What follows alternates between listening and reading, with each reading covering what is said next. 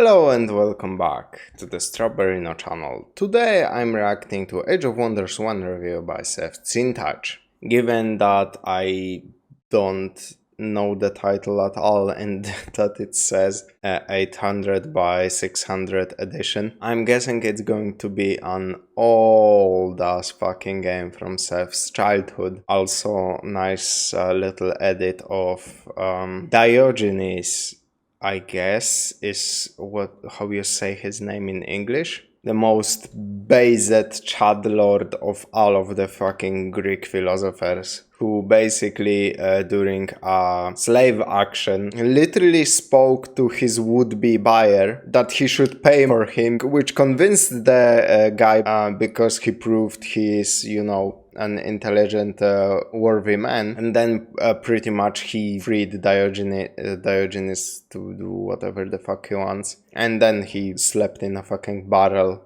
on the side of the street because that's what he wanted to do, and he died, I think, when a dog bit him and transmitted some disease to him or something like that. What a fucking great guy. Also, this edit is kinda amazing. The beard is smashed into that picture that Seth uses perfectly. Goddamn. Let us allow Seth to enlighten us about Age of Wonders 1. Hey people, Seth here. Today, I'll be covering a game that's very dear to me, and also about as old as some of the audience. Who would have guessed? Who would have guessed? Truly a shocker. It's a game from his childhood and it's old, like I said. What the fuck, Epic Games?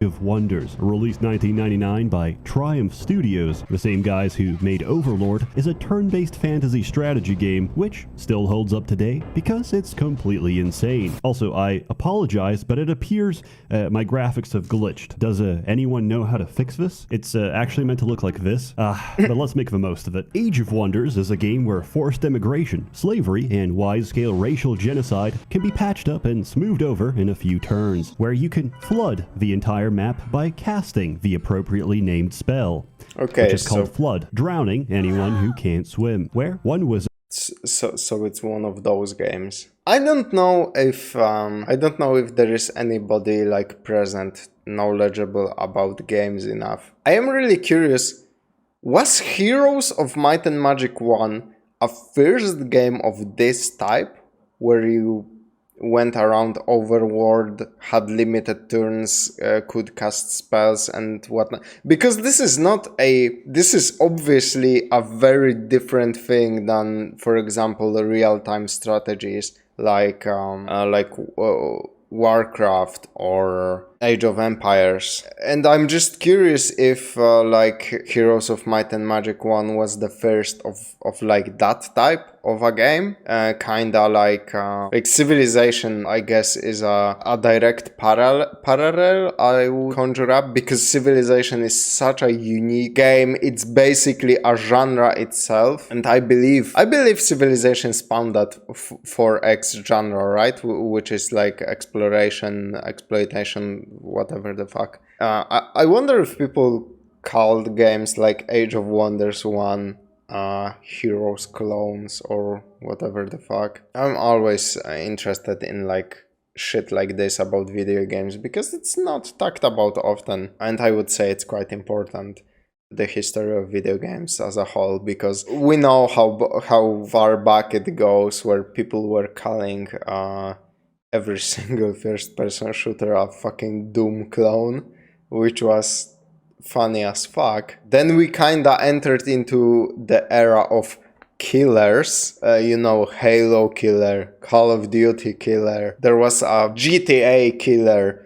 around every fucking corner. But GTA in particular, actually a lot of people referred to every single fucking competition, and I mean it, and I mean competition, that was trying to compete with GTA. People always called that shit a GTA clone. Gamer vocabulary is the biggest fucking travesty I have ever witnessed in my entire life. How can you call a direct fucking competitor something that you will benefit from, dismiss it as a clone and just ignore it? I never got that. Obviously, some games were carbon copies of one another, like they really tried to be another game. To that, I'd like to bring up the Dark Souls clone, basically, like one of the first Souls-likes. Lords of the Fallen, it was called, I believe. That shit was just trying to be Dark Souls so hard and it failed miserably. That's a good example of a clone.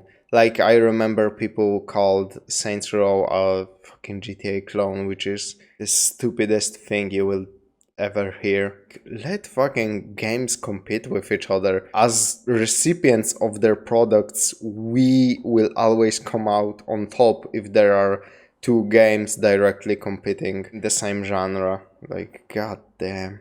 Wizard can spot another wizard, summon a 2x2 hex of mountains, and trap them inside forever, where instead of actually playing, classic wizard trolling. Channel several death storms in a row, and instead of actually fighting the enemy leader, I can nuke them and the entire landscape from a safe distance, where, due to strained diplomatic relations with the halflings, one of my leprechauns went rogue. As leprechauns are invisible, the only way I have of detecting him is watching my buildings explode. This is a game where the phrase "recruit the hose" is an entirely valid and effective strategy. Also, I'm not sure if I have to censor this because I don't know exactly what I'm looking at. Could it be a nipple? Maybe. But where exactly do we draw the line for what's erogenous, obscene, or otherwise? Imagine, for example, you're under police interrogation and they show you a 4-pixel image and ask you, "What do you think about that, huh?" And naturally, you respond with, I guess it's all right." Oh yeah? Well, they zoom out the image, and it's a still frame picture of one man, naked, about to descend his entire weight upon an empty glass jar. You're a real sick puppy, you know that?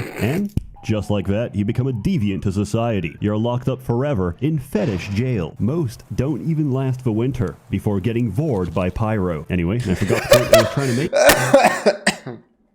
Let's proceed. Age of Wonders is fascinating because despite being turn-based, it is a game that stresses me greatly. That's because it can be played in one of two modes, turn-based or simultaneous. Simultaneous turns is objectively the best and most hilarious way to play the game because it completely destroys the sequence of turns, lets everyone make a move at the same time, and leaves you to figure out how the hell that even works. Just like Civilization. I fucking love when simultaneous turns are on for when you engage in war with another player. It's such a clusterfuck. And if you are playing with your friend group, they always ask for a reload because some bullshit happened or whatever. You could play a number of pre-made maps and download even more online, but primarily, we learn to play by playing the story campaign. Speaking of which, story. In Age of Wonders, once upon a time, everyone lived in general harmony under the Elvish court, ruled by King Inioch. Then, the humans came and slaughtered Inioch and his entire court. Naturally, this event led the elves to some very interesting political places, as you may consider this the Twin Watchtowers event of Elvish history, with one group, the Keepers, maintaining that the humans are relatively young and stupid, that we shouldn't hold a grudge over it, and instead seek greater understanding despite this early atrocity. The Cult of Storms, however, can be accurately summarized as race war now, kill every human that ever lived. These are probably the same edgelords sitting on Elvish discords making little Dark Age edits all day. The only numbers they know are human on elf crime statistics, and their favorite topic of conversation is how much better life was before they came to the Valley of Wonders. These elves are beyond basement dwellers. They straight up live underground. Completely relatable. I know that if I was ever invaded, I would tunnel deep into the Earth's crust and live inside my goon cave for the next 100 years. And that leads us to your pivotal choice. Serve the equivalent of the Elvish United Nations, or team up with a bunch of psychopaths that are just as likely to kill you as they are any human. Daddy Meandor is going to make Elf Hyperborea real, and you don't want to miss it. Regardless of what you choose, you get to make a custom leader with a selection of skills and abilities. You'll notice you have a lot of options. Also, you get to pick your spheres of magic. You pick 3 at the start. Oh my god, that fucking cursed image. Jesus Christ. Eventually, a total of 7 from the following elements: fire, water, air, Earth, life, and death. Choosing one blocks you from selecting the opposite, so you really have to make your choices count. However, you have absolutely no idea what those choices are, so just pick whatever. Everything is good. Ultimately, no matter what you're playing and who you're playing against, the objective is always the same. It's a grand scale game of VIP. Your leader is very powerful, but not invincible. And the same goes for your enemies. Your goal is not to win the map, it's to run up on a thug and return his body to the streets. In combat, you can make a beeline for the leader, shank him, and that ends the entire fight. Everyone reverts to neutral as his entire faction ceases to exist. This creates a constant sense of high tension because your leader is the most tactical unit on the board. Basically, the game incentivizes you to put your leader's neck on the line at all times. The closer you are to getting assassinated, the more likely you are to win. Because the more fights you survive, the more experience you acquire, and the more skill points you have to spend on becoming theoretically invincible. I've run campaigns where my leader can slaughter entire armies, nuke entire armies, or forcibly mind control entire armies completely on his own. But that takes time. Before that, you'll... That's a pretty interesting, like, balancing system. And I gotta say, it's a way more, it's a cool victory condition. Like, you just have to kill that one specific unit. But at the same time, I can imagine someone in online play being fucking petty. Just like in StarCraft, you sometimes have a situation where you completely decimated the main base where the enemy players spawned, and they completely refuse. It's not refusal to give up, it's refusal to let you end the game, essentially. Because if you destroyed the main enemy base in StarCraft, there is no fucking bouncing back from that. They lost so much resources, they will be behind you forever for the rest of the game. But they have that one little fucking unit going around, building bases in little corners, trying to do, I don't even know, just waste time. And you have to actually, like I said, waste time going after him and trying to put him down. And I can kinda imagine this happening in this game where you essentially destroy the enemy kingdom. You take over everything from them. And they just take their unit and go hide somewhere on the map, preventing you from closing out the game just out of spite, because obviously their loss is pretty much decided at that point.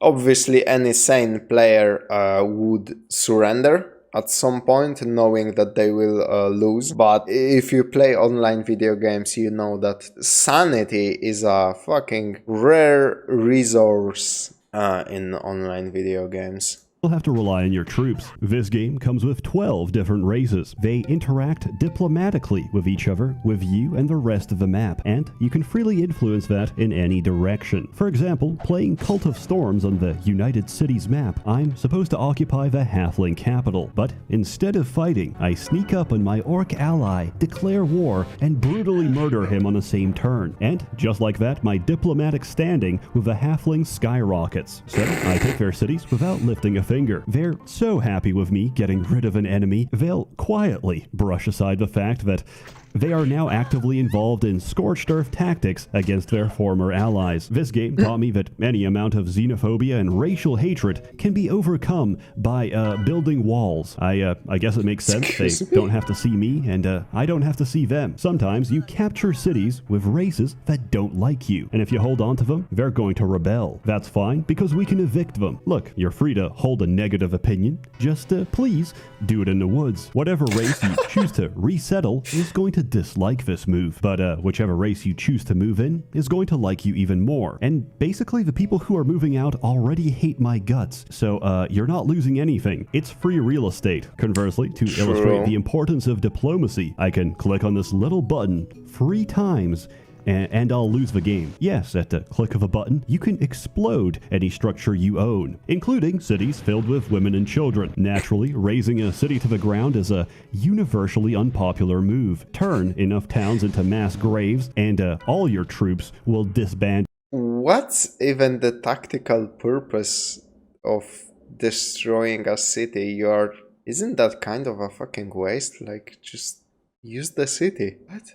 and don't leave get you. it. It's important to understand that each race isn't following you specifically. They're just serving their mutual interest, and when that disappears, so does their loyalty. That doesn't mean war crimes are bad. It just means you should do it to someone else. Each time a structure explodes, it spawns neutral units. If you mouse over them, you can see their behavior. If it says raiding, oh boy, that entire region is about to become a whole lot more interesting. You see, raiders also burn shit down, in turn spawning more raiders, Oh, okay. So you can, in theory, basically infiltrate the enemy part of the map and kinda like spies in civilization, get their city, and instead of holding it, because you will obviously lose it because it's near their settlements, he's going to mobilize units and destroy you and take the city or the object. Instead, you choose to fuck over your relationship with that race, so you have a chance to spawn like strong mobs to go and destroy his city, which is pretty fucking cool. Like inciting race wars in enemy countries is a mechanic I really love. I love doing that in Civilization. Spawning raiders, if they have a population center, you can do that too, is always great fun. My friends love getting pranked by a friendly rebellion in their capital. creating a feedback loop of wartime atrocity. Razing structures to the ground is not only incredibly fun, it's also a one-way process to accidentally wiping out the entire map. You can rebuild structures using a builder's guild, but guess what?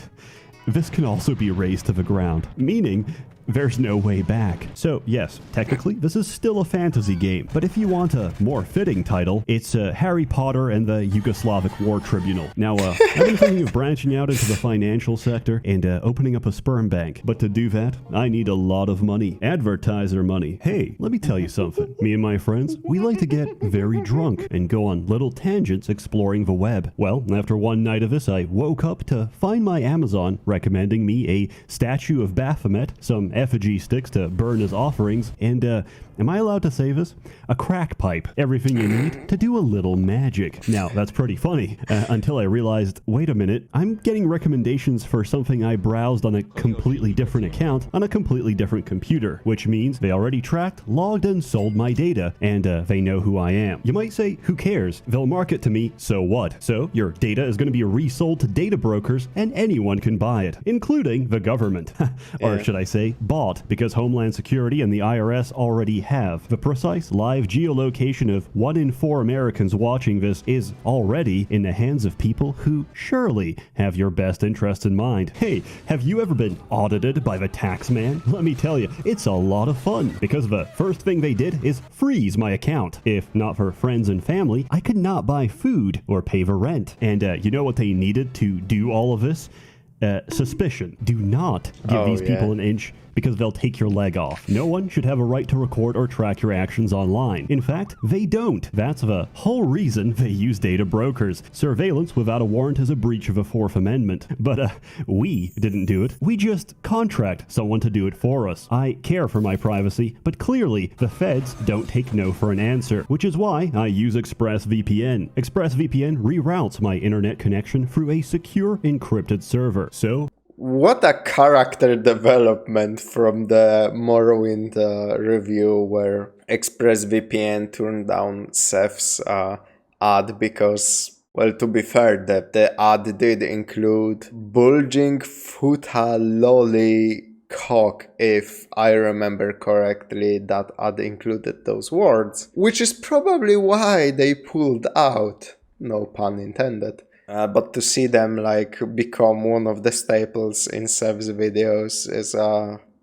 it's heartwarming. It's much more difficult for data brokers to identify or log my activities online. ExpressVPN has a no logs policy by the fact that their VPN servers run off RAM, meaning that even if you wanted to, no information is actually stored. But if you're not fully convinced, I actually have the best endorsement possible. One of my friends works in police investigation. He told me himself he knows ExpressVPN is legit because he has repeatedly sent them a court order information request, to which which they must legally comply. Each time, they showed their records, and, unfortunately for them, but fortunately for you, each time, they showed nothing. So stop letting anyone and everyone track, monitor, and log everything you do online, because whatever unspeakable things you do, that's between you and your god and no one else. And if you'd like to keep it that way, get ExpressVPN today. It's incredibly easy to use. All you gotta do is download the app, tap a single button, and just like that, you're a ghost in the machine. And ExpressVPN does all this without slowing my connection. Sign up now and you get 3 months of ExpressVPN for free by visiting expressvpn.com/Seth or clicking the link in the description box below. Thank you to ExpressVPN for sponsoring this video. Aside from diplomacy, the likelihood of units working together is dependent on their alignment. This can be anything from good. Your life is everything. You serve all purpose. Classic. You should treat yourself now. To neutral. Your life literally is as valuable as a summer ant. To pure evil. What I need you to do is I need you to take a nearest rope that you got, wrap it around, if you got a garage or a fucking stairway, and hang yourself, nigga. Period. Why are you alive? Do the world a favor and hang yourself. I don't know, but I think this depends on the alignment of your leader's race and how well that meshes with that specific creature. If you're a neutral race, you might be able to pull both sides of the spectrum, but the more polarized you are to one direction, the less likely it is that you'll convince and work with someone from the opposite end of the spectrum. Every race is structured by 4 common tech levels. Level 1 is your basic melee and ranged unit. Level 2 gives you siege weapons, clerics, and cavalry. Level 3 gives you specialist units, and level 4 gives you your ultimate unit. The maximum tech level depends on the size of the city, and basically if you want dragons, you need a 4-tile city. Now, I'm going to cover every race one by one because I can. Most maps come in layers: overland, caverns, and sometimes even deep caverns. Goblins pretty much own the underground because not only do they move fast and see well, they have giant beetles that can eat terrain. There's no front line against goblins because they'll just tunnel around you. Also, they have my favorite unit. Here's a montage to explain what they do.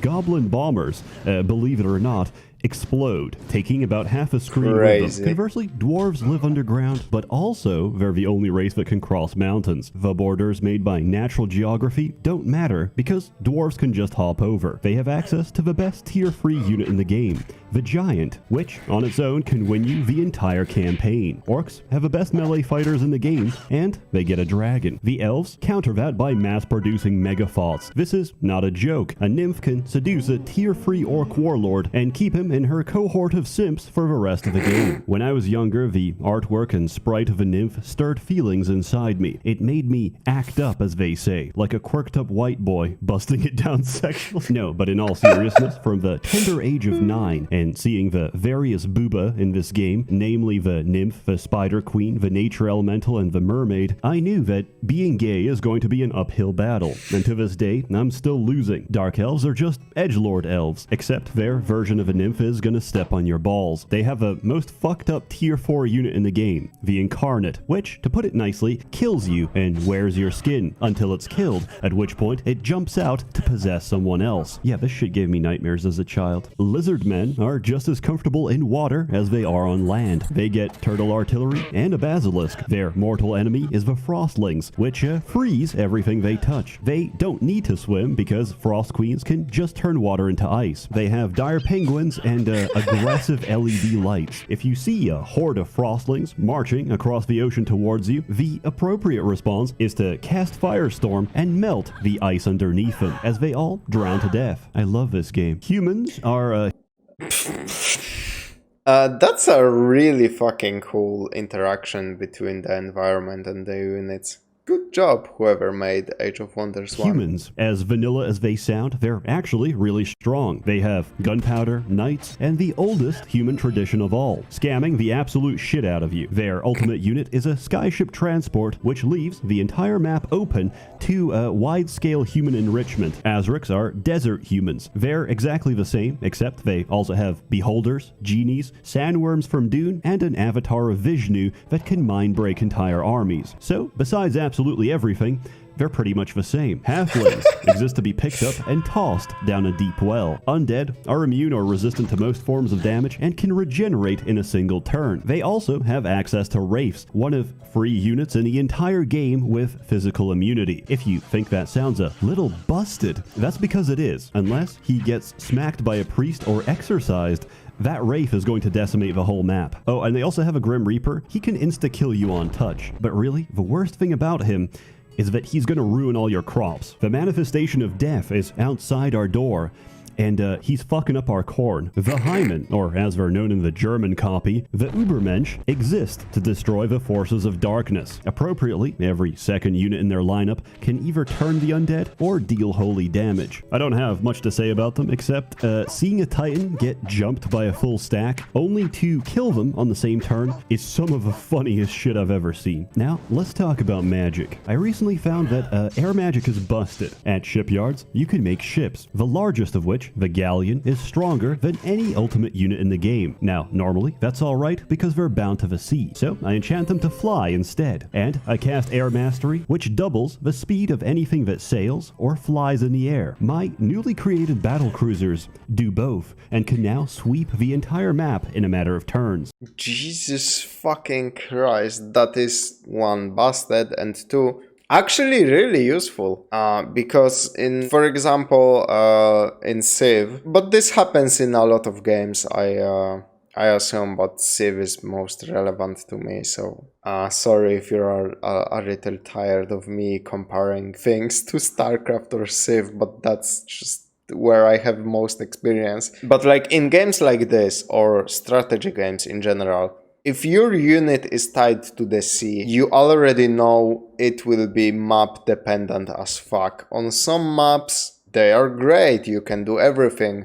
On some maps, they are literally useless. So having a spell that can allow you to use naval units anywhere on the map is actually fucking cool.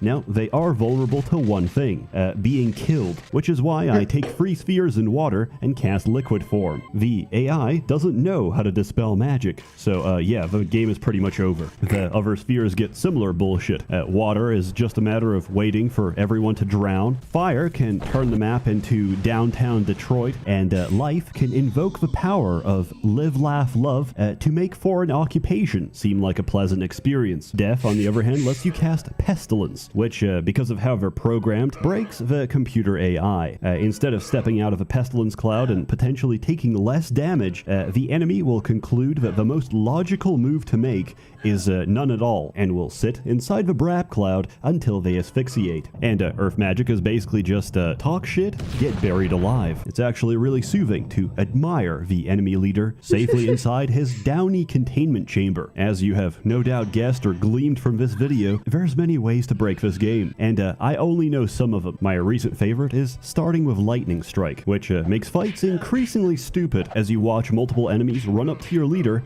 take a swing, miss, and get stun locked into oblivion. Also, I learned that unlike Seduce or Charm, which only work if a target has testicles, Dominate actually works on anything, and if you get lucky and roll a Ring of Flight, this includes dragons as well. By the way, I don't know what to think of this, but I learned how this works mechanically. I found out that men in this game are categorized as humanoid, whereas women fall under the category of creature. Regardless which side you follow, the campaign is pretty long. There's branching paths, a lot of lore, and generally is just a fun experience. Spoilers ahead, so if you don't want spoilers to a 23-year-old game, skip forward to this timestamp. Alright, actually I don't have any spoilers. I just wanted those people gone so we can have a quiet moment. Anyway, give it a few seconds, so they think I'm actually saying something valuable. Anyway, remember Elf Hyperborea? Yeah, that kind of went wrong. Meandor tries to revive King Iniok, and it works a little too well. The star shining over the Valley of Wonders is blood red. Iniok is now an undead lich, leading the forces of death. Positives, destruction of humanity. Negatives, he's going to kill us all in the process. All in all, a mixed bag, so we should probably do something about it. At some point, you can escape with your people to safety, or choose to stand and fight with the arrival of a Hyman, whose name sounds very strange if you say it too quickly. If you're playing the cult, your options are like, I could join the undead, but they're probably, maybe, definitely gonna kill me. Yeah, I'm going Team Hyman. Then you win the campaign and it's like, maybe the real Cult of Storms was all the friends we made along the way. I'm a wanted war criminal. If you play keepers and choose to stay, you and the Hyman essentially put Eniok back in the ground. Your reward for all this is a lifetime of loneliness as the last of your race has sailed across the sea, never to be seen again. It's a bittersweet ending, and I like it very much. You know the fable of the fox and the sour grapes? Yeah, I want to eat them because they're sour. To this day, the game looks amazing. I'm running it 800 by 600, stretched to a 1080p monitor. The possibility that this knowledge is making someone very upset right now makes it all the more enjoyable. The sprite work, beautiful. Animated dragon that follows your cursor in the UI, beautiful. I love this game. What more can I say? The soundtrack is so good I've listened to it at least 100 times back to back for the last 2 decades. And the sound effects. The sound effects are completely scuffed. Full disclosure, I think they used royalty-free stock sound effects for most of the combat, and I love it.